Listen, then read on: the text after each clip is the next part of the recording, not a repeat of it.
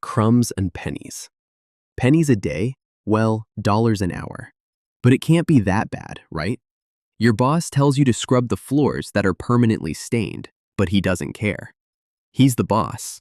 But just to make your day worse, he says the blistering words that most people dread hearing. Do it now or you're fired. Cold-blooded, no care for how you feel. You could be having the worst morning of your life, but trying to mask it by coming to work and clearing your mind. But your boss doesn't give a damn about that. I mean, you go to work every day. You work more than you actually live. This means you must really like working then, because if you didn't, then why do it so much? Some of you will respond to this by saying, we have to work. Which is true in most cases, but if we have to work, then why do we drag it so much?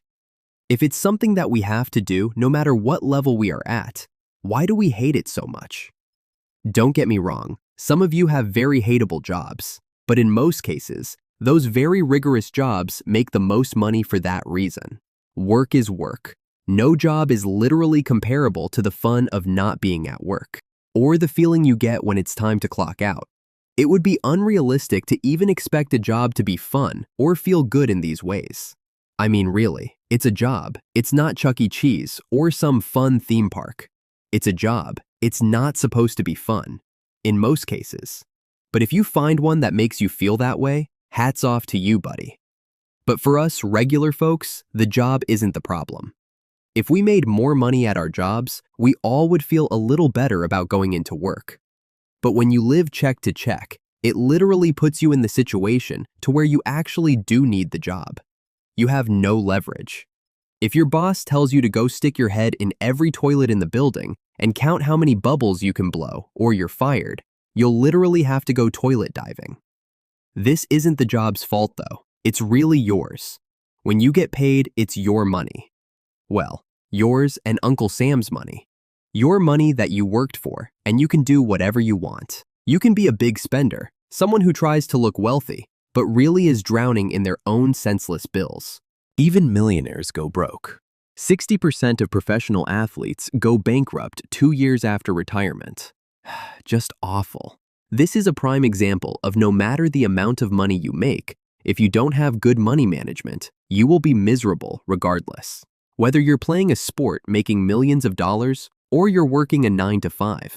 Or you can be someone who just looks at it as another check to compound with their last 10 checks they saved, while living below their means, slowly stacking their capital instinctually to the point it's effortless. It's just a way of life for them. They already have a used car they paid $5,000 for straight out. Not a rust bucket, a decent car. It's not a government law that states we have to have a car payment and get the brand new cars that also sit outside through the 4 seasons, like the used cars at the dealership. It's not a law that says we have to get expensive rent, 10 Netflix subscriptions along with Disney Plus, and a gym membership that you pay $40 for, even though you only go to the gym twice a year. Maybe 4 times if you feel motivated by random Reagan. It gets scary quickly when you start compounding bills. You're not in the position to be doing that working your 9 to 5. When working a regular 9 to 5, you should save as much of the money as you can. It will be tempting to spend a lot of it, especially if it's your first time compounding. You can't expect someone who saved every check for 3 months straight to not have the urge to go reward themselves with a meaningless purchase. And if you feel this way, then by all means, maybe you do deserve it, but it's not something that you absolutely have to do. You could also feel that same rewarding feeling by saving the money. The reward should be seeing your bank account go from $0 to $2,000. That's more of a reward because you're doing what 90% of the world isn't doing. Once you break the bad spending habits, you'll save more money and begin to enjoy your job just a little more.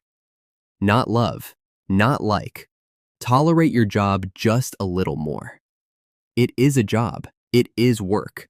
So you may never get to the point where you love your job, but once it gets to the point where you can say, this isn't too bad, then you've won the hard part. Now it's time to save some money. Good luck, my friends.